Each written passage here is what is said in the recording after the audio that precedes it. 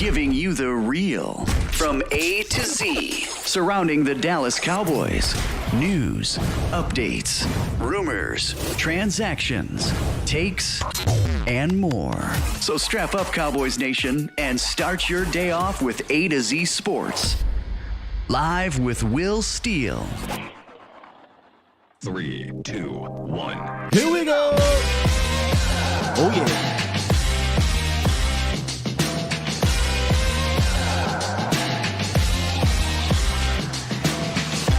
Good morning, good people.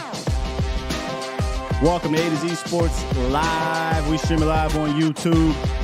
And of course, I am your host, Will Skywalker Steele. Boom! Oh yeah, we bringing back the boom, baby. See, the emotion of the game is pretty much gone. Take Tuesday. We got to move forward. We got to figure out the hows, the whys of what happened on Sunday. But I want to go dive into the film room, take a look at one of the drives that honestly is a positive for one of our young players. But we're actually going to jump into the film room for a couple different things. There's multiple parts of the offense we'll take a look at once we get into the lab. In the roundup, it's not great news coming out of one of our starters. Now, for some people, they may not give a damn, and for the most part, I get it. But it's something that we have to talk about. Plus, the Cowboys also worked out a wide receiver in regards to the news wire. Also, we got Sky Optics like we do every single week. Let me change that for you. Boom. We got Sky Optics later on in the show. We'll take a look at some of the things I saw from the bird's eye view, which will lead us into the film room. This time, like today, is going to be a little different. We're actually going to jump into the film room twice to take a look at a couple things that I peeped game at on the film. So appreciate y'all for being here, Bomb Squad. And we get the bringing that back, man. Either you could do one or two things. You can lay down and you can whine and dine about it all day, or we can get moving forward. And one thing about being a football junkie, once you jump into this film stuff, man, you just kind of get fired up about just football stuff and you move on and we start prepping for the next opponent. Now, tomorrow's going to be interesting. I'm going to talk to my guy and see if we can just talk about the defense as opposed to talking about the next team. And we'll probably feature the next team maybe one day. I hate to be like that, but I want to take a more dive into this game because we're going to see these guys again. So we'll take a look at some of the things that went on that side of the ball tomorrow. Today, though, I want to talk about these young guns. We can talk about the low-hanging fruit, Dak going off and CeeDee Lamb going crazy, things like that. But I want to talk about some of these young guns and another part of the offense that we've been questioning, and we'll jump into the lab on that as well. All right. With that said, I think we can go ahead and jump into this roundup because I came across something yesterday that surprised me just because, I thought maybe he'd be further along, but apparently he ain't, man. So, now that we've said hello, let's get down to business. Let's get down to business. It's time! It's time! It's time! It's time! It's time! It is time for... It's time for the morning roundup. Round 'em up, boys. Let me talk to you. I'd rather be back here jamming when this come on, but let me talk to you, Cowboys Nation. So yesterday, Stephen Jones went on the radio. I don't know. At some point, when is this ever going to stop? Stephen and Jerry going on the radio every week. But they go on the radio, and he kind of let us in on the situation with LVE. So LVE had a neck situation a couple weeks ago, got put on IR, and we figured, okay, 4 weeks, right? Because that's what the IR stands for, right? 4 weeks and up to 4 weeks. And then the 21-day window opens. And when that 21-day window opens, you essentially get an extra 3 weeks. But you have to declare if he's going to remain on IR or if he's going to be out for the season after that 21 days, right? Well, Stephen Jones was asked about LVE's status, and this is what he said, quote, That's still a question mark as to when or will he come back this year. I think that's a work in progress, but it certainly won't be this week, or for that matter, probably not in the next couple of weeks. So this is obviously going to extend past the 4 weeks, and we don't even know if he's going to return at all. So this neck injury might be a little bit more serious than let on. And not saying it wasn't let on in a serious matter, but we obviously when they go on our IR, we don't really talk about it no more. So sounds like there's a potential that LVE just doesn't play again. Now we'll see. We got some more weeks he's going to be on IR, and then like I said, the 21-day window. But we could be going into this thing with Rashaan Evans, Clark, Bell as your linebackers, and you hope none of those guys get injured, because then we'll be right back on the streets probably trying to grab somebody else. So that's the update on Leighton Vander Esch. So yesterday the news broke. Even on the show, we had some fun with it a little bit, but it is news. It's the roundup. That's what we talk about. The Cowboys worked out Martavius Bryant, who also is working out for another team, or they're going to work him out, I think, today. And Mike McCarthy was asked about him. He said, "Hey, I'll give you more on it when I talk to him." Now, look, I was a big Martavius Bryant fan back in 2015 and whatnot, right? Especially when he played for the Steelers. I used to get Martavius Bryant on Madden all the time. Big, fast guy, strong guy, physical guy, just a physical presence. I'd be faking the funk and doing a disservice to you guys if I came on here and tried to prop up and hype up Martavius Bryant, who hasn't been in the National Football League in 5 years and is 31 years old. I don't give a damn about all these workout videos and none of that. If he gets signed to this team, I will root for Martavius Bryant to come along with a practice squad. And if somebody goes down, his number gets called, he comes in there and root for him to do well. But Cowboys Nation, I'm not going to do that to y'all and act like this moves the needle at all. I said what I said yesterday, and I stand on it. You've got quality weapons out there. You just need to use those guys, put them in the right situation. Your pass game is in fuego right now, so it's not like this guy's a need. You got young bucks that have stepped up and continue to step up, continue to lean on them on top of your veterans. If one of them go down, then yeah, maybe you can look that way. And he'd still be a depth guy, but I just can't be fake to y'all about this right here. It's basically a cup of coffee, doesn't move the needle one iota, and we'll see what happens moving forward. But had this been 5, 6, 7 years ago, yeah, I'd probably be in here faking the funk a little bit. Hey, wait, I know Martavius Bryant ain't done nothing in 2-3 years, but he just got cut from Oakland, and we might be able to My guy was in XFL last year or something like that. He ain't been in the league in 5. I'm not about to do that to y'all, bro. I'm sorry. We'll see what happens. Your squad got some young bucks on the team that they need to figure out how to continue to grow with. And because they're being productive on the field, not because, hey, we just got to see the young guys play. If the young guys can't play, they can't play. But if they're showing that they can play, then you give them more opportunities to reward them for their growth. Put a pin in that. But Martavius Bryant, let me see what you guys are talking about. See if it moves the needle for y'all. I know some people, football fans, right? Like, I get it, man. I mean, we ain't really always following things in super depth. You hear the name and you get excited. Like, oh, just like, who was it, Callaway? Y'all remember that? We signed Antonio Callaway, and shouts out to my guy Marv. Marv called it, hey, Antonio Callaway. That man didn't do a goddamn thing here. So, it's just a wait and see approach. Jay said he kept Big Ben alive for 2 extra seasons. He wasn't even in the league for the last 4 years of Big Ben. That happened.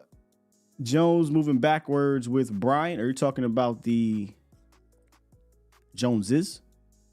Jones is moving backwards with Bryant. Marvin said, can he play gunner? Because that's what he'd be doing. I'd imagine he probably did a little some of that. Nikki said the Steelers receiver from last year.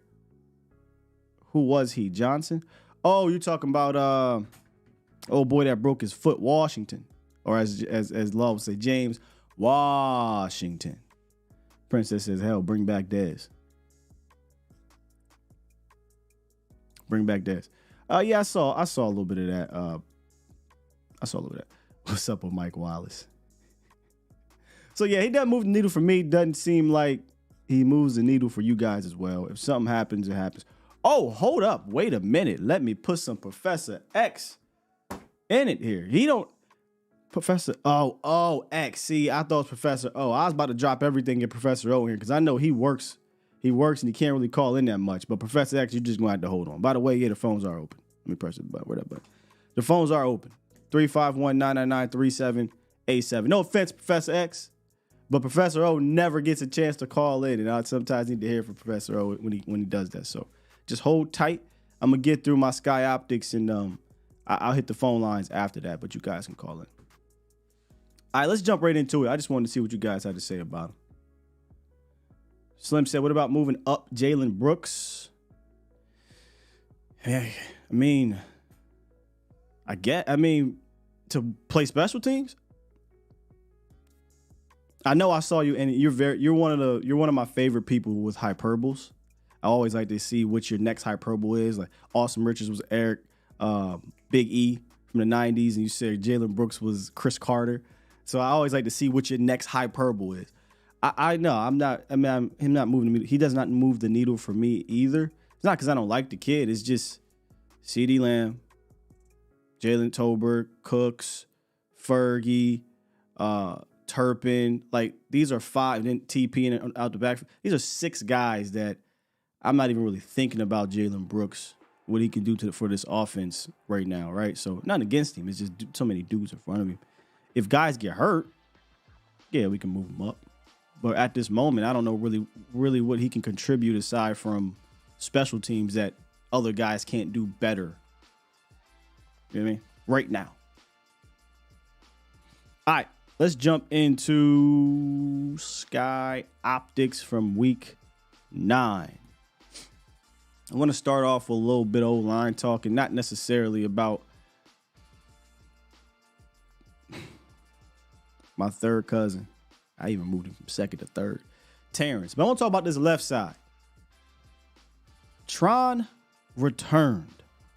Do you mean Tyron Sky? Nah, Tron. I don't know how much that nickname kind of went around, but back a long time ago, long time ago. Shouts out to Bernie Mac. On the interwebs, before Twitter was all popping like it was, you were all in these streets of like blogging the boys and whatnot. His nickname was Tron. He was a cyborg because he is a cyborg.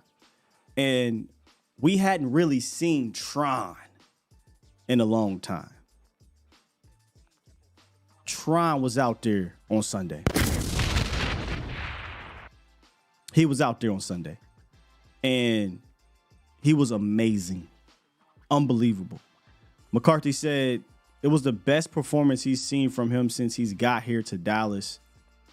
Talking about McCarthy guy from Dallas. And I agree. I think this was the best you've seen from Tyron Smith since Mike got here. Because you think about it, 2020, he didn't play, got hurt. 2021, he was doing pretty damn good. Then he got hurt, and he just was never the same once he came back. Last year, we got hurt, went to the right side. That game yesterday, it showed you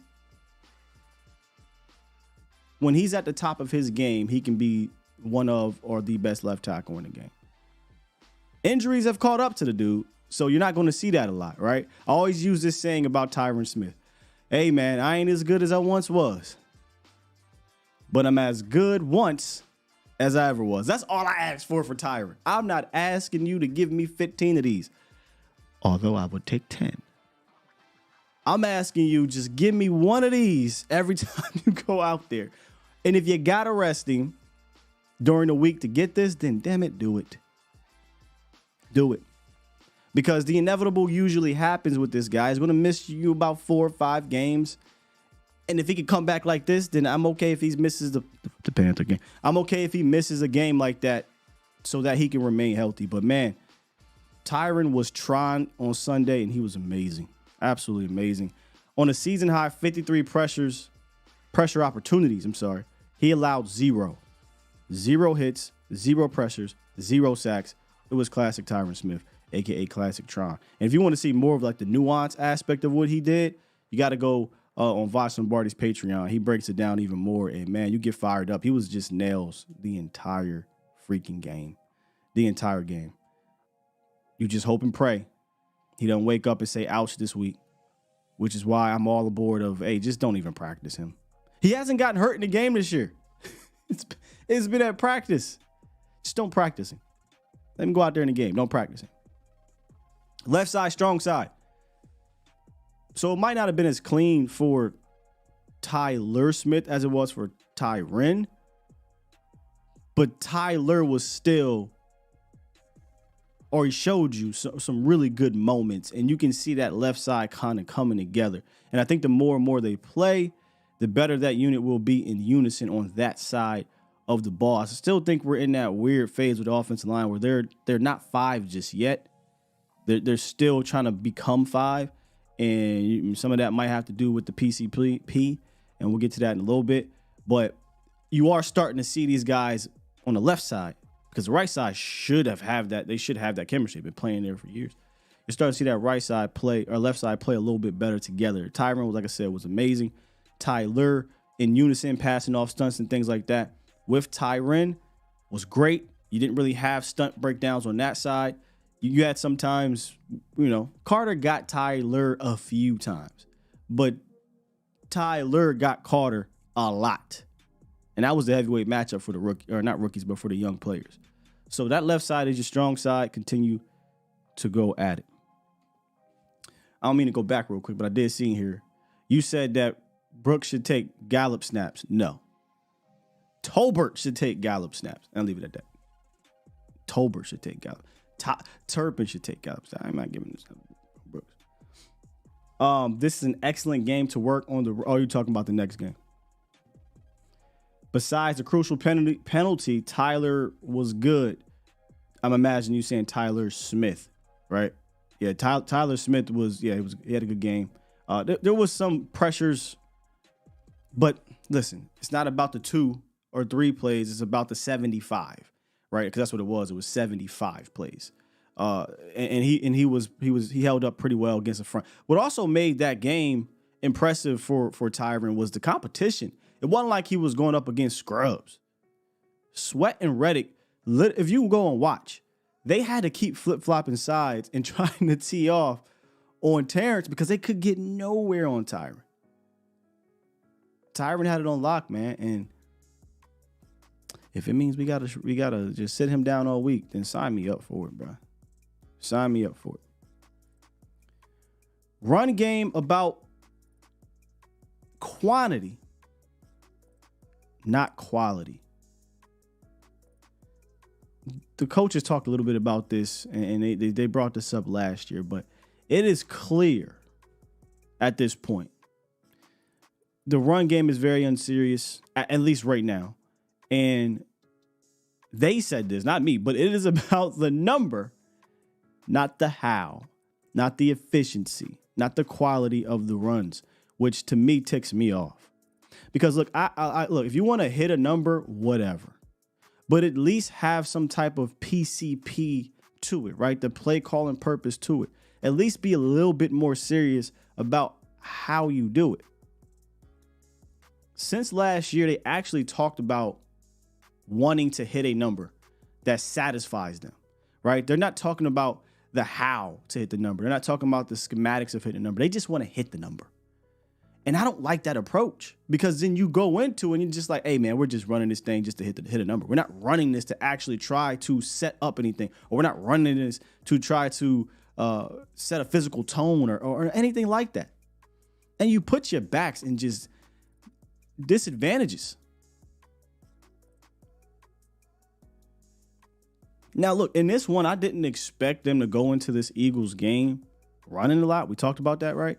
Their defense from a run standpoint is pretty solid, but you still wanted to have some efficient moments. That's what I said. You wanted some moments where you saw some efficiency based on how you ran, and you did. Like, we'll get to a couple plays here in a second, but 9 times out of 10, it was the same thing we've been seeing for the last month or so of the season, where a very unserious approach to the ground game.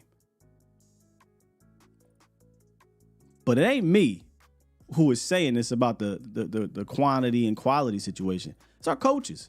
This is Coach McCarthy and Coach Shoddy, but in reverse, talking about the run game and saying that it starts with the number, which is odd to me, but here you go. The thing about the running game, right, is like the more attempts you get, the better flow you get into, right?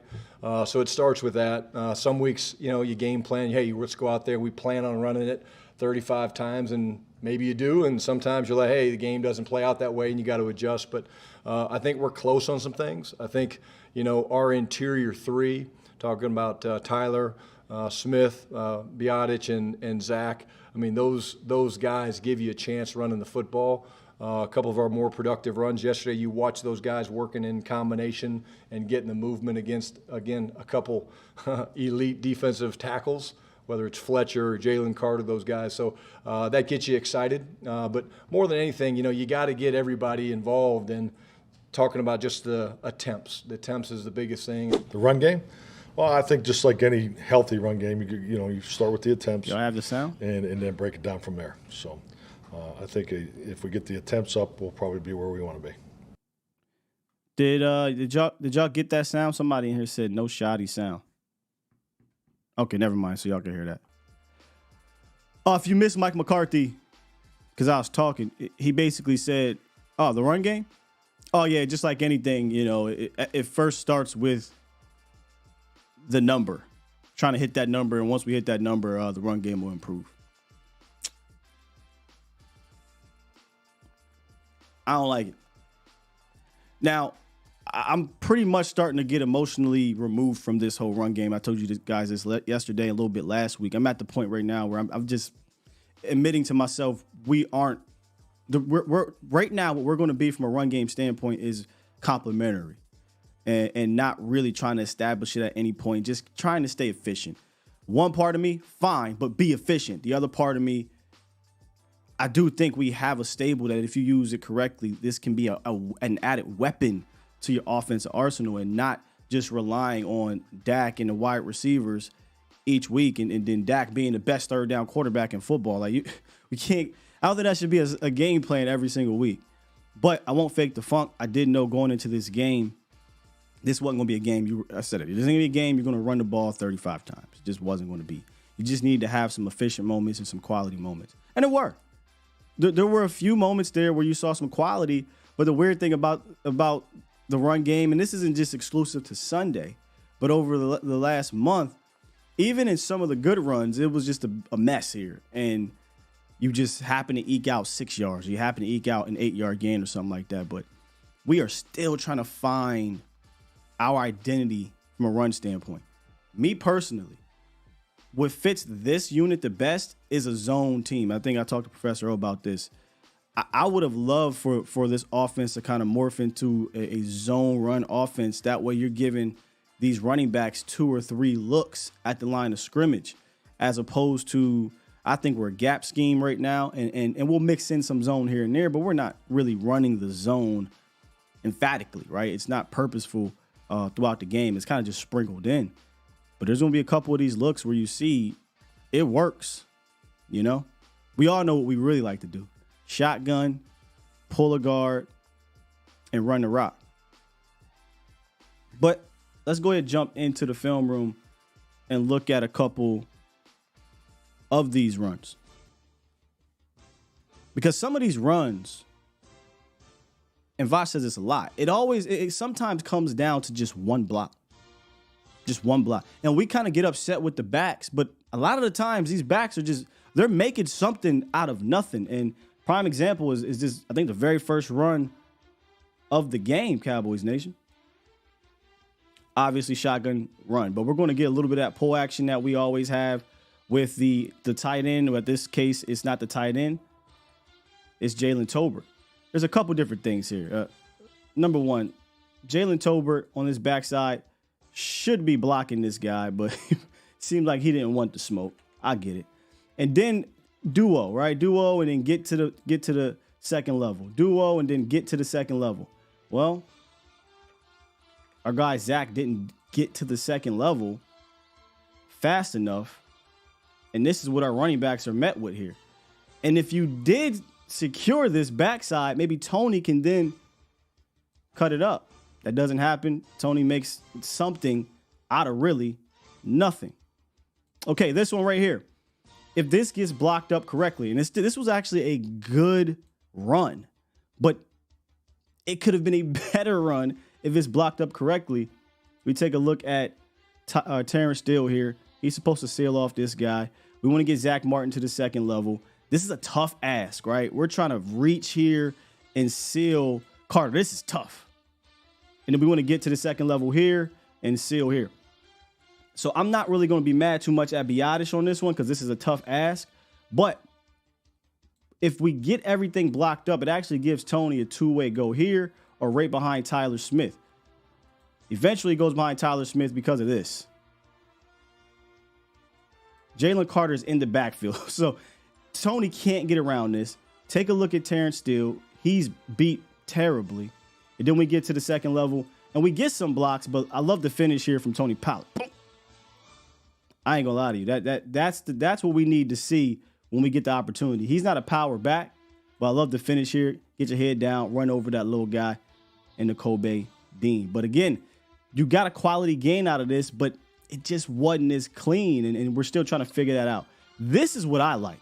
Let's get some zone going on here. Let's get guys moving and give these guys an opportunity, right, to make something happen. Watch what your guys do here. I mean, the reach here is unbelievable. Unbelievable reach from, and this is why I say left side, strong side. Big reach from 77. Let's take a look at him real quick. I mean, look at the snap off the ball, gets around, and Tyler Smith. Just good stuff there from the left side of your offensive line. Good stuff here from the right side as well. Fire out. Lean on him. He's a littler guy than you. Terrence in the run game, lean on him. Good block here. If we get a little bit more, just a little bit more from Tyler Biotish, this could have went a little bit further, but it's all good. He got enough, make a guy miss, and get some extra yardage. It's a good run. More zone stuff like that for me, I like. This is another one where you're making something out of nothing. Just a pretty basic run here. You got guys on the floor, 41's in the hole here. 90, who was almost said Big Baby Davis. Jordan Davis has access to TP, so TB has to make something out of nothing, and he does. He gets about a 6-yard gain out of this, which really could have been nothing if you look at it, right? So just another one of those runs where it looks productive on a stat sheet, but that's because the running back is making something out of it, but there's really not nothing there. This to me was one of the cleanest runs in a BS call, one of the cleanest runs of the game. And the reason why I love zone again is because you get a 4-way access or sometimes 3 ways depending on what you want. Now this is more of a counter, but if they did decide to run like a zone, stretch zone concept, he can go 1, 2, 3, 4. We see this a lot with King Henry is what they call him over there in Tennessee. They love the zone play, stretch zone specifically. This is more of a counter, and it works. You have a good read by Rico, makes the cut, gets downhill. I mean, good movement. Shots out to T. Shots out to Zach. I mean, look what he did. Oh, now that's what we want from you, Terrence. Look what he did to. Now this is a double team, but oof, that's how you move him 5 yards out the way. BS call right here on Schoonmaker. I'm sorry, and great finish by Rico Dowdle. So there is some positivity to take away from this game on the ground, but you got to do the things that work for you. And what have we been screaming, squad? What have we been screaming for weeks about the run game? Get under center and do more of those concepts of zone type of things, right? Or if you're going to do the shotgun stuff, just do the pin pull. I mean, the pin pull is money for the Cowboys. It's usually working. Just do it. And you can fake off of it, maybe reverse off of it, play action off of it, I don't know, but set it up. But right now, your two most ran plays, it seemed like for the Cowboys, is shotgun counter or shotgun pin pull. Get back under center, man. Give Rico Dowdle and Tony Pollard options when they get the rock. So I did want to show some of the quality runs here because, again, like I said on Twitter, oh, look at that. When you block it up, they can actually get quality runs. Even when it wasn't blocked up great, you saw them get some dirty yards. And that's stuff that, you know, we're not going to talk about because we want the big runs. We want the pop runs. But in order to get those pop runs, man, you have to either A, block at the second level with the wide receivers, or B, block at the second level, obviously, with your guards and your tackles. But you have to do better here. And you have to set it up better as well. We didn't see too many pre-snap motion runs. There was one there. We had a pop motion with Brandon Cooks. But again, I wasn't expecting to go into this game running the rock. But it ain't like we've been running the rock the last month anyway. You know, Tony's averaging 11 carries per game over the last month of the season. Rico was averaging like 3. I don't see what's the problem of getting him more involved. And it's not like it's at the expense of Tony. He's not even getting that many carries. So what I noticed in the run game is really about the quantity, not the quality. And that's because of what coaches said. Me personally, and I'm just a YouTuber, right? I'm just Skywalker, still works for A to Z Sports and the volume.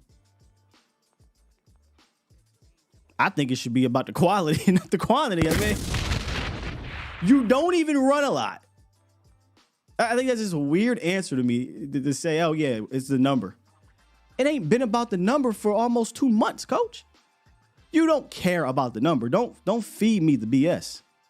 So if you don't care about the number, find me my most productive ways to be efficient when I do run the ball 14 times. Because I'm only running it 14 times.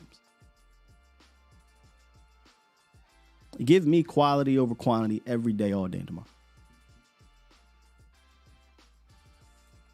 Give me quality over quantity all day and tomorrow. And then when you get down there, hello, Lipke. How do we, like, one more before I go on. And I hate to do this. I feel like I'm doing this every week. I don't get how, you know, we see Hunter Lipke score a goal line touchdown using his power and his kind of quickness for a big guy, and we never go back to it. Now, granted, as you'll see here in the film room, we did score a goal line touchdown rushing and called it back. But, you know, I just don't get it, man. Just don't get it. Woo.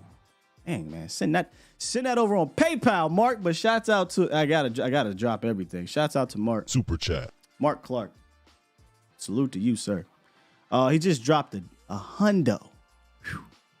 He said, you take on TP in the run game and the missed blocks and lack of running attempts is spot on. None of the rest of the content creators nor TV journalists have this take.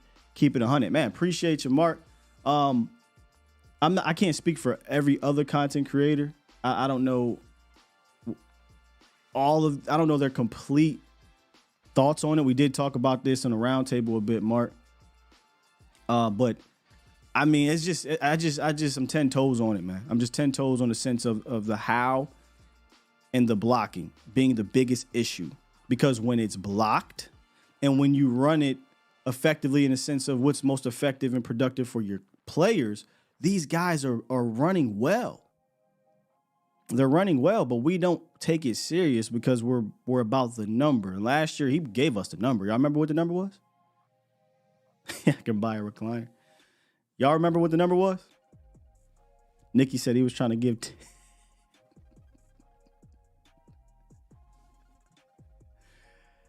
Oh, man. Hey, Mark, appreciate you. That should be my Hattie B's trivia question. What is the number that the Cowboys coaches or coach wants to hit on the ground? And that's why I say it's BS, that is quantity over quality. Nope, it ain't 15 to 18, Tony. Jay said the sushi money. Hey, look, that's actually a throwback to early days on YouTube. We used to get super chats, and the super chats were different. It meant a little bit different. It was about the sushi money. We used to laugh about that because of Michelle, my wife. T-Dub says 20. Cold Jelly 20 to 25. There we go. Spot got it. Yeah, Michelle, look, she just dropped in there. 30. That's the number they gave us last year, squad. 30. Coach, you don't really want to run the ball 30 times. You don't got to lie to me, Craig. You don't got to do. Last year, I think they were struggling with turnovers happening and whatnot. Obviously, you had Cooper Rush in there, so you wanted to hit that number. You were running a little bit more.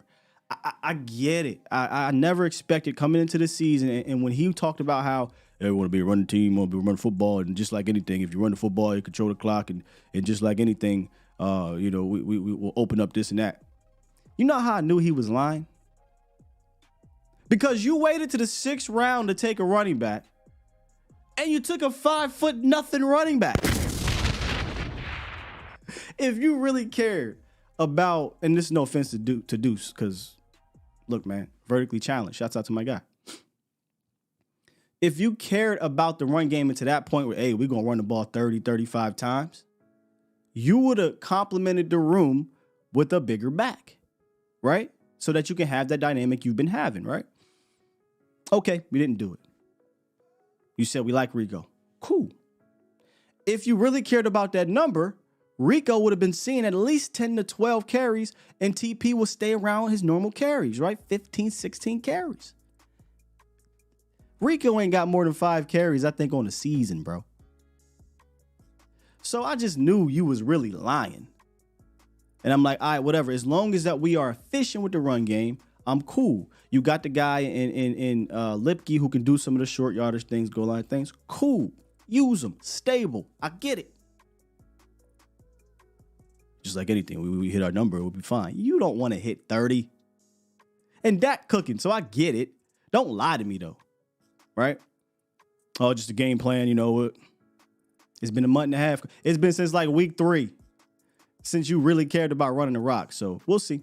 We'll see if that improves. I don't expect it to. I'm not going to sit here and try to lie to y'all. If it happens, we'll talk about it. Hey, man, this is a game we ran the ball 35 times. I expect this thing to hover around our running backs. Not talking about Dak. Our running backs. I expect this thing to hover around 16 to 22 carries. We just need to make sure 60% of those are efficient or bigger or explosive plays, right? 10 yards, touchdown, bigger play. I digress. I didn't mean to go off on that one.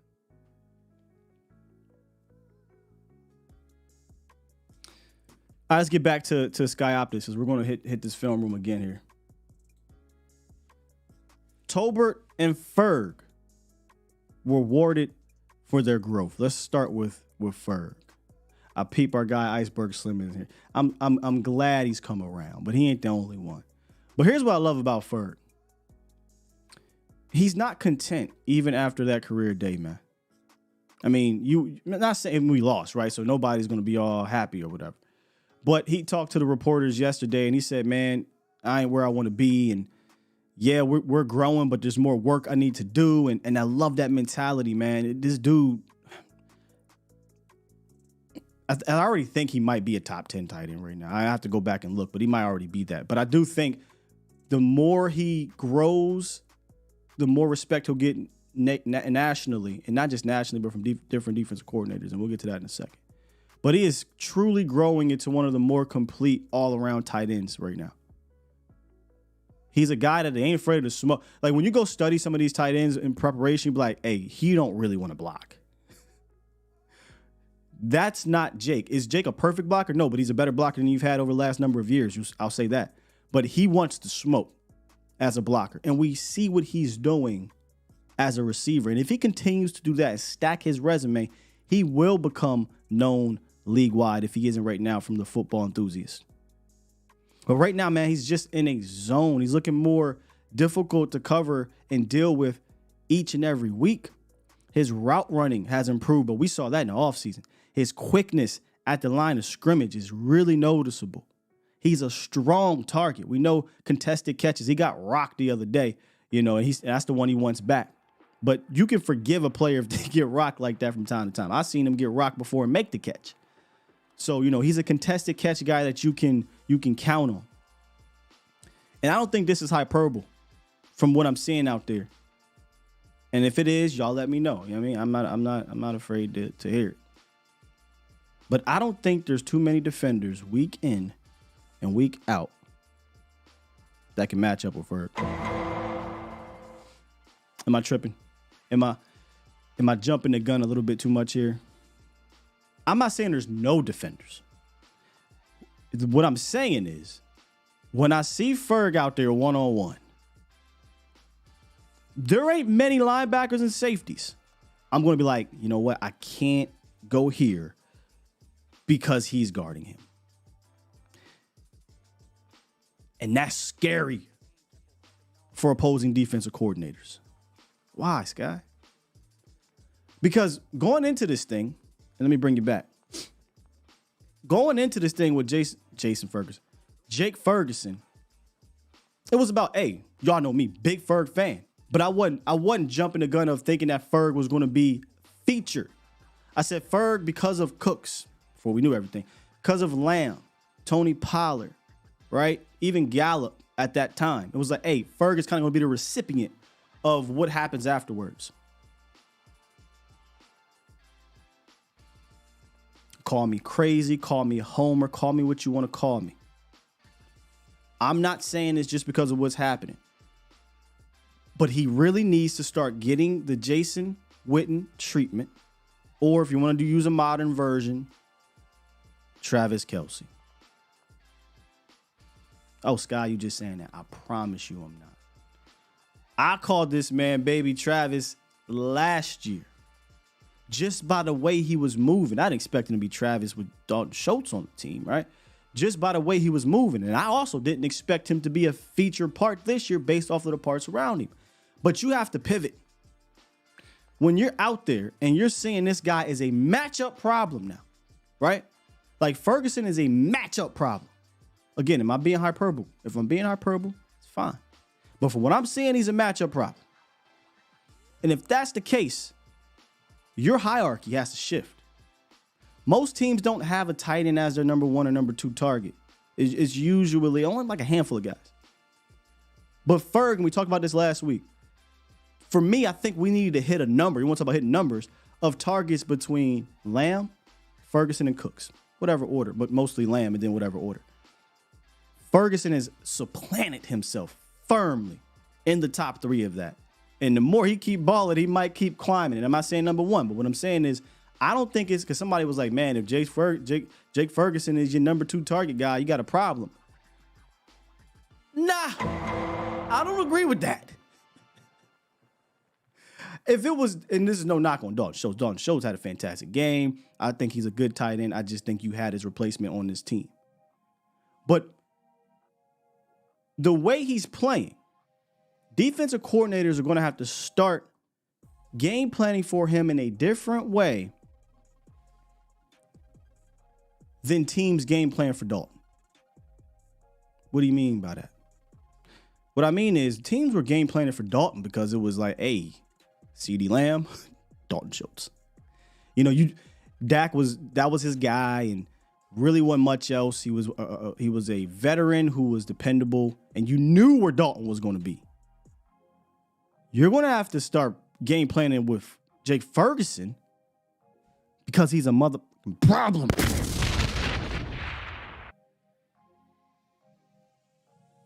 Shout out to Next Gen Stats.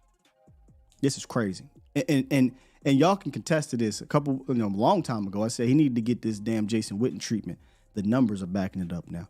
When Jake Ferguson is on the field, Dak Prescott's completion percentage goes to 74%. 8.6 yards per completion. 13 tutties, 3 picks. The 3 picks, I think, came in like all in one game. When he's off the field, only 73 dropbacks with 58% completion, 4.6 yards per attempt. No touchdowns, 2 interceptions, 35% success rate. Now, I'm no mathematician. Stats aren't everything, right? They tell part of the story. But when the film starts matching up with the numbers, 1 + 1 = 2. And that 2 for me is Jake Ferguson needs to get the Jason Witten and Travis Kelce treatment. I mean, What else do we need to see?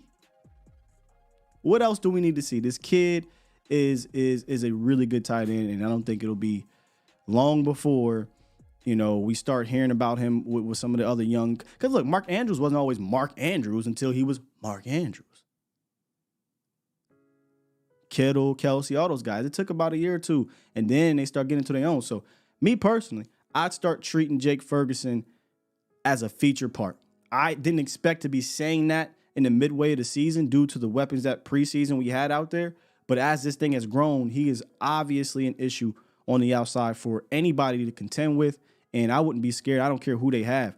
So if they continue to do this, teams are going to have to respect him, and I'm going to show a play where teams started to respect him, and it actually got our guy Jalen Tolbert wide open. So Jalen Tolbert also getting rewarded for his growth. Last year, if you guys remember, or last week, I'm sorry, if you guys remember, I said, hey, yo, Tolbert didn't get many targets last week, but he was winning on the outside. This was obviously a CeeDee Lamb game, Jake Ferguson game, Brandon Cooks game. But I said, if Dak goes back and watches the film, I think he'll actually gain a little bit of trust in Tolbert. And what happens? He's rewarded not only for his dirty work and his play last week,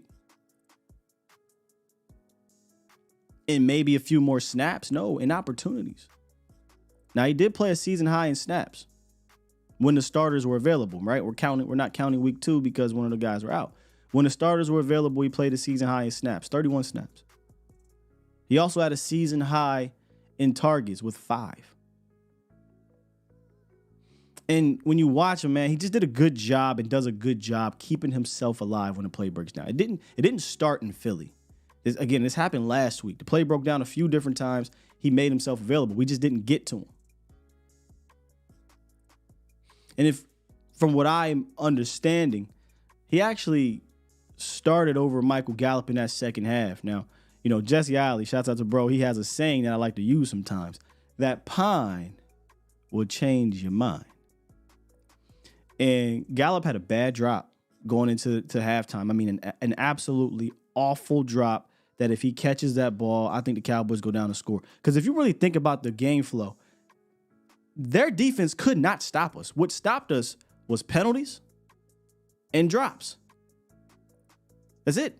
Penalties, drops. Shooting your own self in the foot. Right? Sack, obviously, at the end of the game. But it was you who was stopping yourself. Their defense they couldn't deal with you when you threw the rock. But that pine must have changed Michael Gallup's mind because the second half he made a couple big catches and he had the big penalty.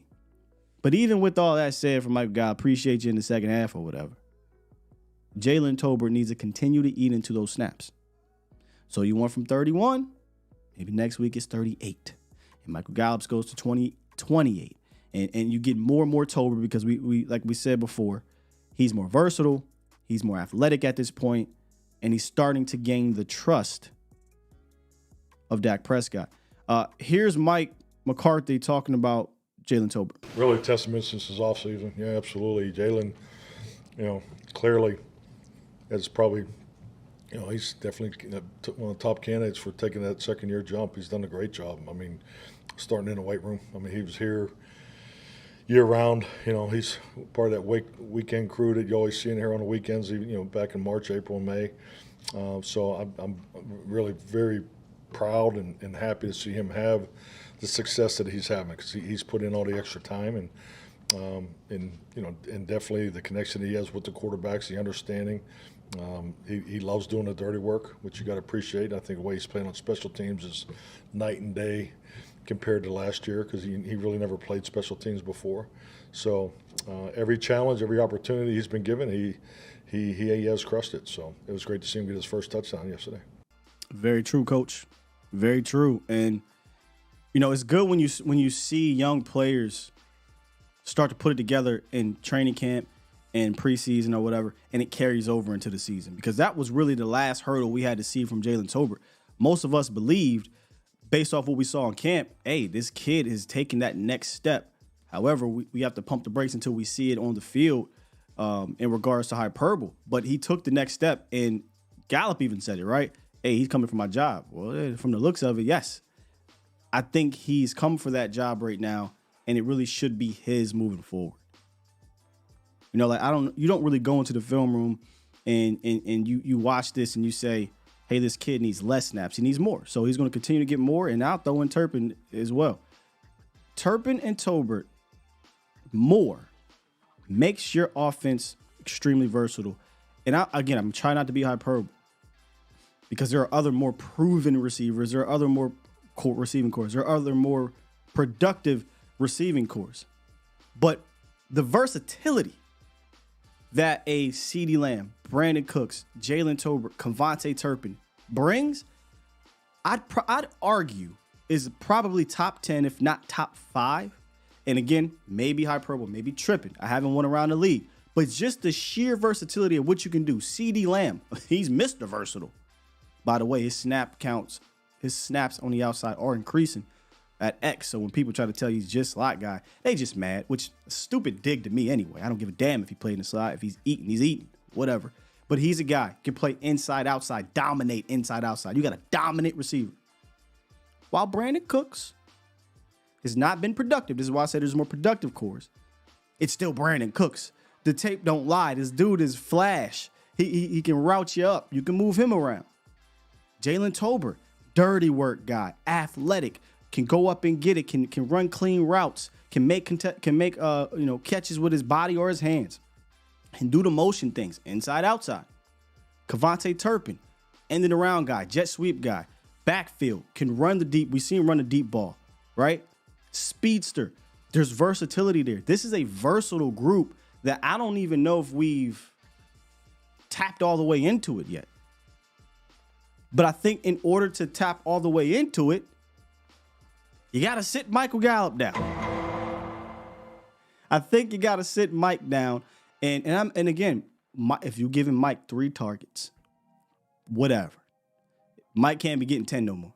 That's a wrap. Mike can't be getting 7 no more. Forget that.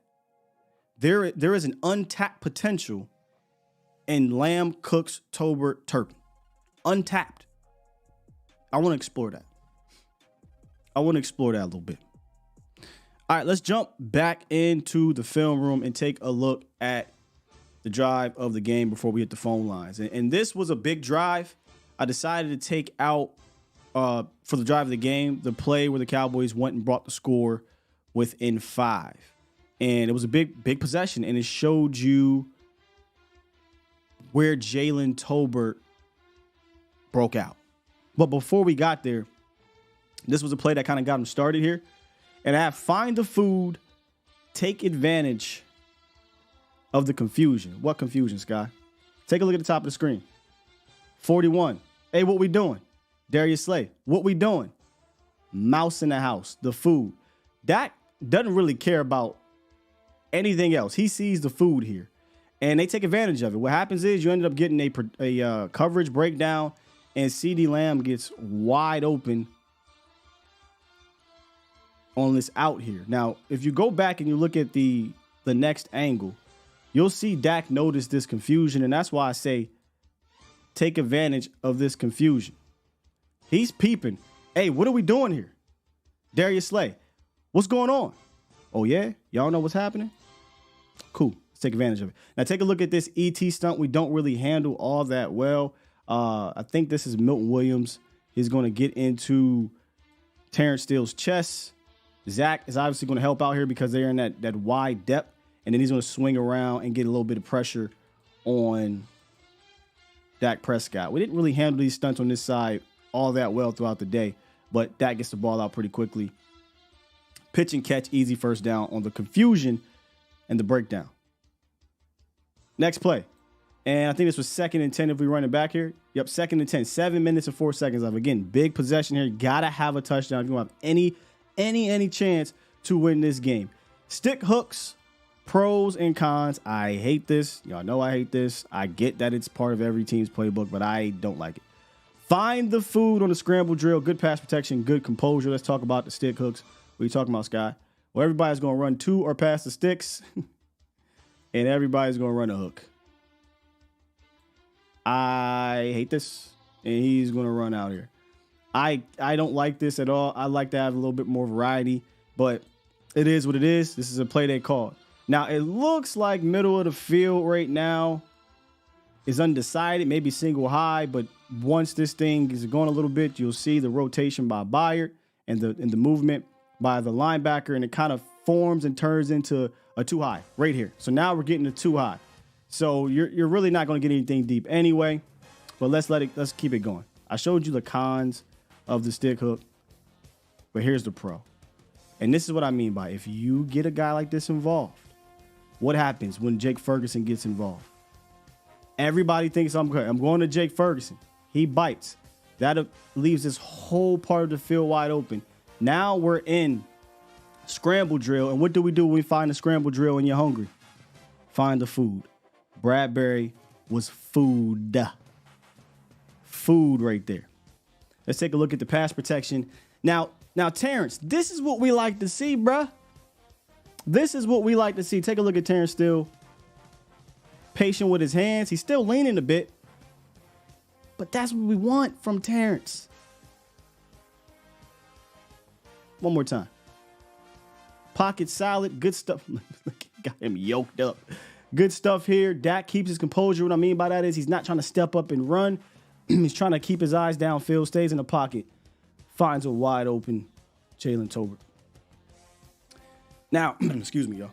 For my referee aficionados, first cousin sighting, I like that. Referee aficionados, I'm still trying to figure out what happened here. Y'all let me know. I think I might have an understanding, but this is when we went jumbo and we got the uncovered penalty. Here's what's weird. Chuma Edoga is on the line of scrimmage, so they're not saying he's not lined up correctly. We'll get a motion here, and at the snap, Sean McEwen will be outside of Chuma, but he doesn't necessarily cover him. Is that the issue? Now let me let this go a little bit here. So see, at the snap, running back one time, he's not at the line of scrimmage. Referee aficionados, rule aficionados, is he supposed to be on the line of scrimmage here, and that's why they're saying he's not covered? Regardless, TP gets a touchdown here, and they call it back. So just a weird situation to me. I didn't understand it. And the reason why I'm kind of harping on it a little bit is we can't have this. Now, that's the thing. That's the other thing about this. The call on the field was Chuma Edoga was uncovered. But the broadcast was saying he didn't make himself eligible. And then you see the broadcast view of Dak saying, hey, is my guy eligible? He's checking with him about 3 times. Is my guy eligible? Did he report to you? Gives him the thumbs up. Dak says thumbs up. All right, cool, let's go. After the play, we get illegal formation. 71's is not covered. And the broadcast is saying, well, did he report?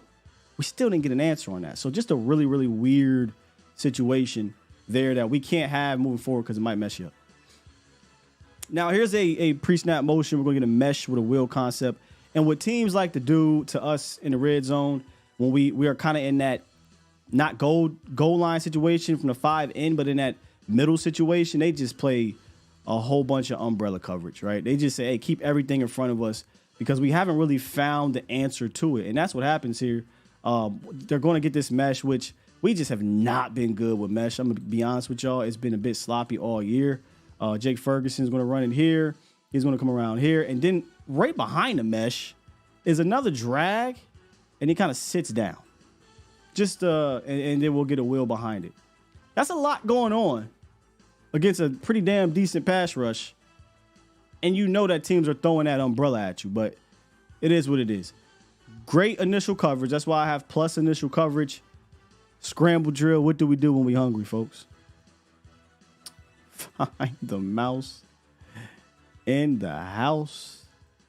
And we know where the mouse in the house is. James Bradbury is food.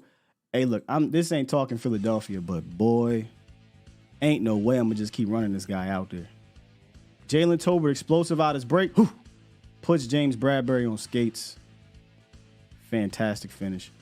Take a look. Hey, Cuzzo, a little bit more of this would be great, especially on that last series. Doesn't mess with his hands. He's not leaning too much. He stays composed. He's dancing like a dancing bear. Dak moves and continues to just make plays with his feet, Cowboys Nation. But that's the drive of the game that featured a couple different things there, but mostly our guy, Jalen Tolbert, who is growing and coming into his own, man. It's coming into his own. So shouts out to him. I want more Jalen. I want more Jalen Tolbert out there, less Michael Gallup, more Kvontae Turpin. And because if we're going to be a team that is unserious about running, we're not hitting that 30 carry mark, where we're not really trying to run with a purpose, then you're going to need the absolute most advantageous guys out there, down in and down out.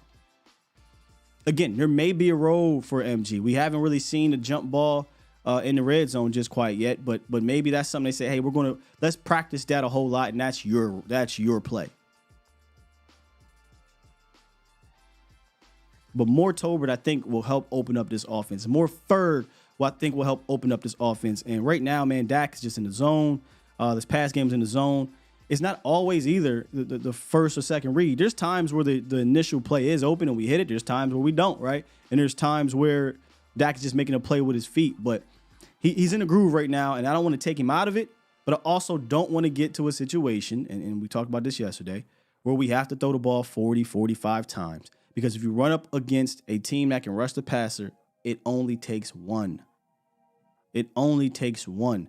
And what happened? That one pretty much ruined the potential to win that game there. So there it is, Cowboys Nation, the drive of the game. Hope you guys enjoyed that. We do this every Tuesday on Tape Tuesdays. Win or lose, I try to find a drive that showed some positive moments, because Monday we're all talking about, if it's a loss, the things that were terrible on Twitter. We're talking about things that are terrible. Let's find something that we can build on. And I think that's something we can build on, is getting our guy involved more. All right, let's hit these phones. 3, 4, 5. We got a handful of them. Professor X, not O, was in here first. He threw me off, Professor. I thought this was you, but what's up, Professor X? Hey, Sky. How's it going, man? All right. How are you? I'm good. I have to say just two things real quick. I got to say, man, I'm not a Dak fan, but the dude balled out, man.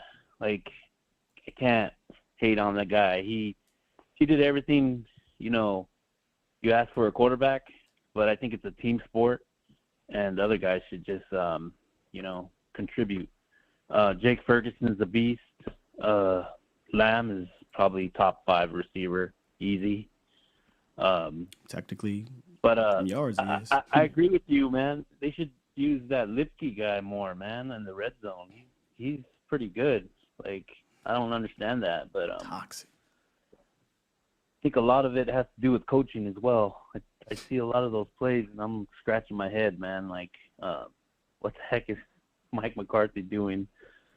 And don't get me started. And I want to know from the, everybody in the chat, why is it every year or every big game we end it with a drama play, man?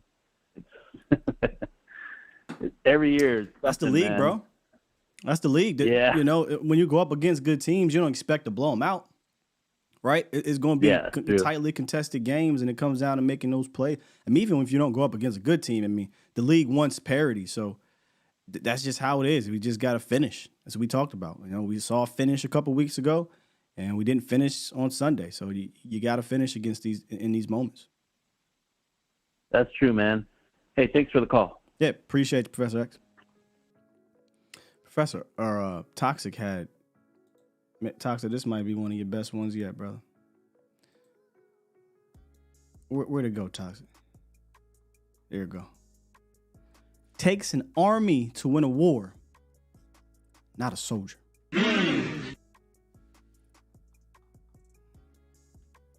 fan base don't want to hear that, brother.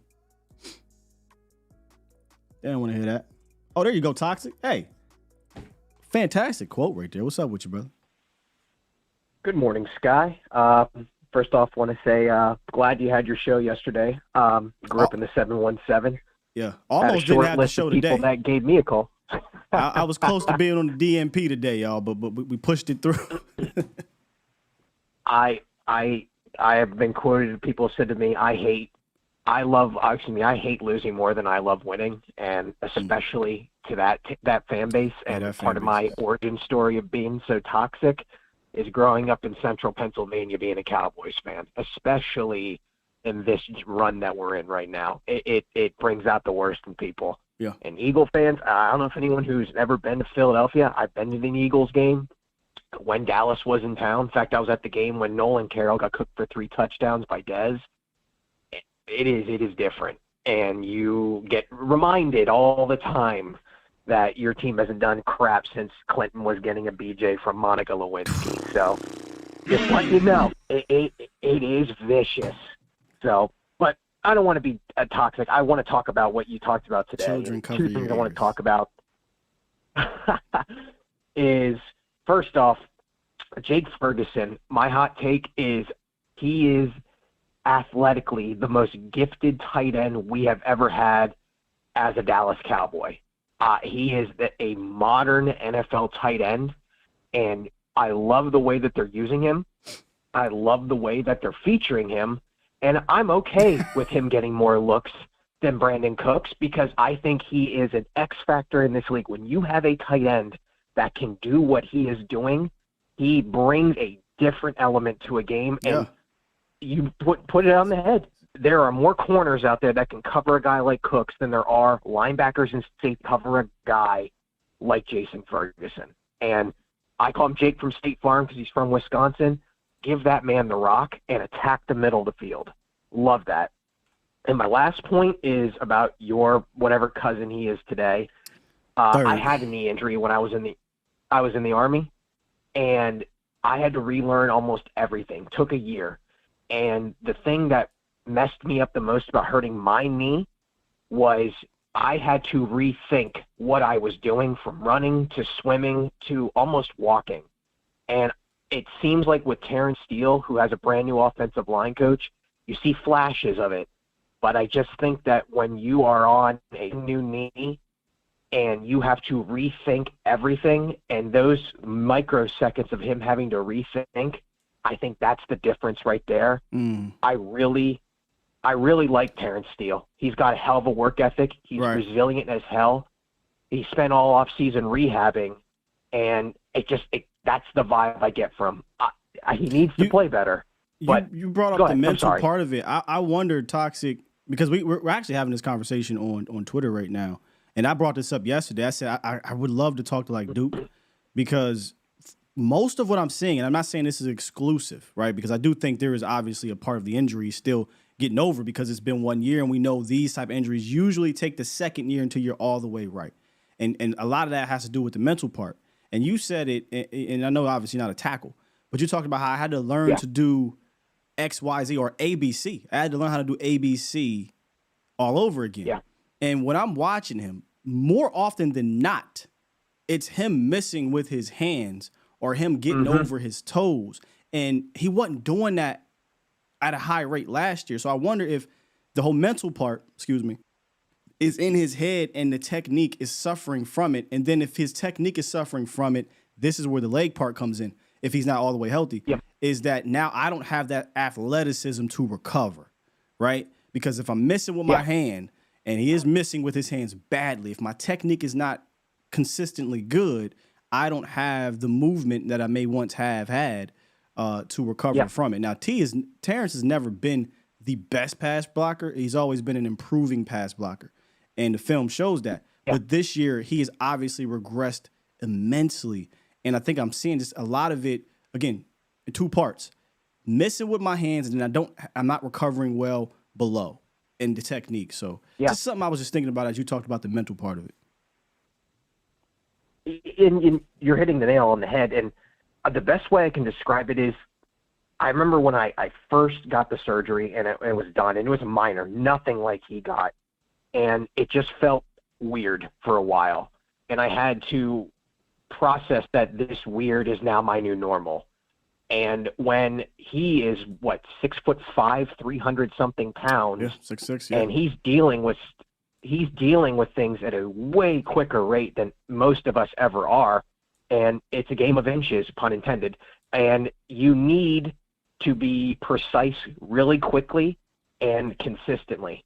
And when you are starting from ground zero where, wow, I have my stance might be a little different, everything might be different, it's little things like this, and I'm hopeful that as the season progresses, we start to see it. But he's a guy that I'm not going to bet against. Really like Terrence Steele, happy he got paid, deserved to be paid, and we got to give him a little slack right now. Want to see how he progresses through the year. And the last thing I'll say is I'm headed to Costco today to see my good friend Michael Gallup. He's a little limpy today. They don't let him bring things down from the top shelves because they're afraid he might drop them. Other than that, y'all have a good day. Hey, it would be a toxic call without a toxic comment. We had appreciate you, Toxic. We had a very interesting conversation yesterday about Terrence. And look, all jokes aside, right? Because I called my cousin and things like that. For the day ones who have been here, and this is why I always say, when you get more data, then things can change, right? When Terrence was here in 2020, I wasn't on the Terrence Steele train. I would get him the hell up out of here. But I did notice one game where I started to see him kind of get better, and it was the Baltimore game. I wish I still had the breakdown. I actually broke it all down, and shouts out to my guy KD, featured it on his website. And I was like, okay, maybe I see why they're keeping him around. But going into 2021, I was like, hey, they decided to move on, whatever. And he continued to grow, whatever. And I'm saying, okay, Terrence Steele, your second or third tackle or backup, whatever. Terrence Steele comes in early, and he plays well. And he plays well throughout the season, and you see the growth, and you're like, oh, there is something there. We have more data. This guy can be something for you moving forward. La'el Collins gets let go. If you guys remember, I was like, I'm not even tripping about La'el leaving because of what the growth and the youth we see from Terrence. Terrence comes in 2022. Fantastic year. Tears his ACL. Then the conversation started, right? He gets the tender. We had the conversation. Do you extend him? Do you not? He's tender. You don't necessarily need to, especially coming off the ACL. If they wanted to, maybe they're looking at it as we're trying to get ahead of it because they expect him to be a Pro Bowl guy. Not the case, right? So I don't want to fake it. I wasn't like pounding the table to not pay Terrence Steele. I'm like, hey, look, he showed you really good stuff last year. I get it if you want to get ahead of it. He got the bag though. Got the super bag. If you would have told me, hey, $100 million type bag, I'd have been like, let's see what happens here. But he got the bag, happy for the guy, because I'm always going to be happy for these players getting the bag, because for real, at the end of the day, it's really these owners, So get your money. But I do think you could have waited. I like Toxic, I'm with you. I'm happy he's paid as a person. But for the team, you probably could have waited, especially after what you saw from Michael Gallup. And again, when I say we talked about this, Vach went on a really good rant about paying hurt players. Dallas loves to do it. I always give the examples of Barry Church. I had this conversation with Barry a few times with the audience because sometimes we have different audiences. And I say, hey, man, Jerry got that special on you, didn't he? He's like, yeah, he got me. I tore my Achilles. He called me in the office, and I'm an undrafted free agent. And he said, hey, we want to extend you. And he got extended, but for real, it wasn't a whole lot. But for Barry Church at the time, it was a lot. Michael Gallup coming to office. Michael was surprised. I think he talked about it. Oh, y'all, me? Off the ACL? Me? Should never did it, but we did it.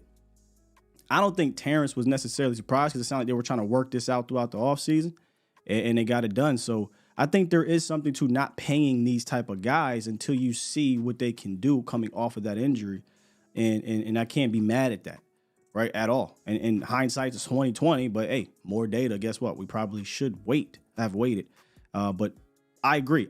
I don't think this is a kid that's going to say, hey, got my bag, I'm good. This dude was one of the hardest workers on the team. I think he will be better. Terrence Steele on Sunday is not who Terrence Steele is. It's who he was on Sunday. And I don't think it's who Terrence Steele is going to be moving forward. We know what he's dealing with. He's here. But you do need to find a way to deal with it, right? Like, he ain't obviously not going nowhere. So you got to find a way to deal with it, find a way to help him out, whether it be psychologically, whether it be with actual help. And they asked Coach, I think Schottenheimer, and I want to say McCarthy, but definitely Shotty, about, hey, seeing Terrence Steele struggling, did you think about giving him help? And his example or his answer, which I love Shotty's answers because he goes in depth.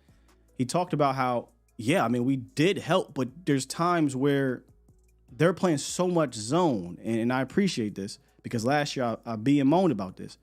They play so much zone that if you are helping all the time, you're not getting enough guys out. And how many times did we do Tape Tuesday and I'm like, oh, we got 2 guys in a sea of 7.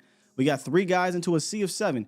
And you take away a guy to get out in a route. So instead of 2 or 3 guys, it's 4 or 5. And now we can find that hole. And we see Dak is in that zone. And the problem is if Dak can't make a guy miss or if the pressure is right away and you get a sack, now it's a negative play. So, but you got to figure out a way to deal with him right now. We got Kevin on the horn. What's up, man? What's going on, Scott? How you doing, man? All right. How are you? I'm good. I got a couple of things for you. I want to say that you was right. I'm full for it as far as Tyron Smith just being a walkthrough guy during the week. Right.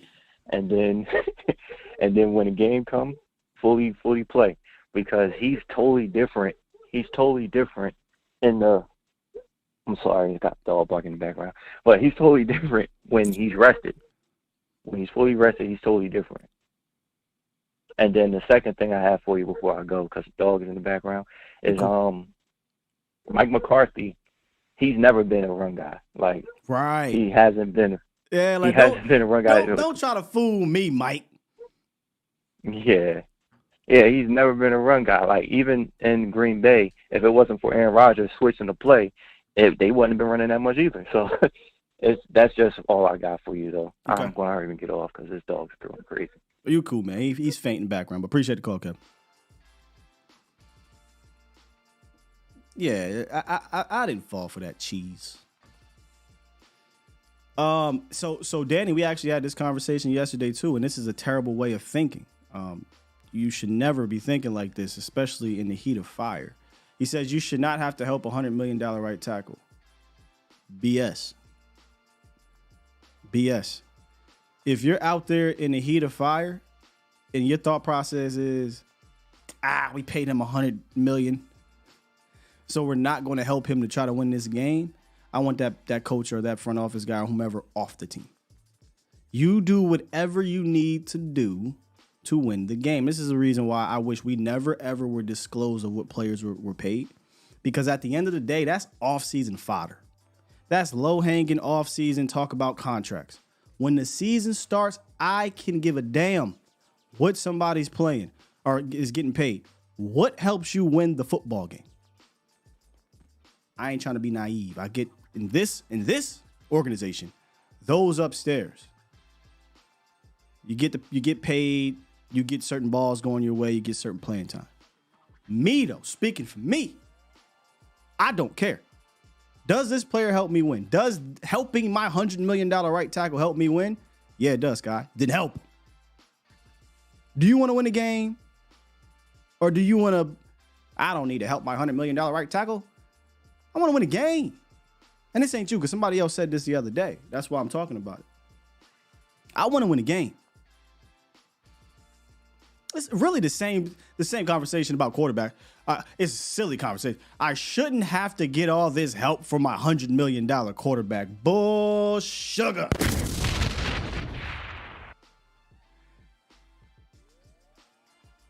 Give me all the help.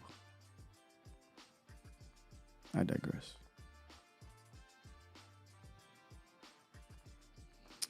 Will Burney, relax, bro. It's a title, my guy. Will Burney here talking about, we still talking about building blocks and 9 weeks into the season. We haven't figured this thing out already. Sir, you must have been late to the party, bro. I'm talking about with Jake Ferguson and Jalen Tolbert. Yo, golly, maybe y'all crazy, man. I'm trying to protect Cuz? Nah, not at all. Because guess what? If the answer is to bench him, bench his ass. I told you, I don't give a damn about the bread. If the answer to be better is to play somebody better, play him. I ain't trying to protect him. I'm just telling you, I don't agree with what Danny said and what other people said, and I shouldn't have to protect my $100 million guy. Shit. if he getting his ass whooped out there, I'm putting all the protection over there so we can win this game.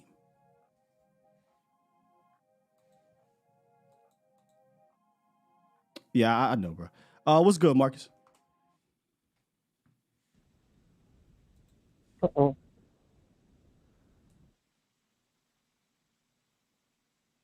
Hello? Hello, can you hear me? Yeah. I didn't hear you. I didn't hear you come on. What's good?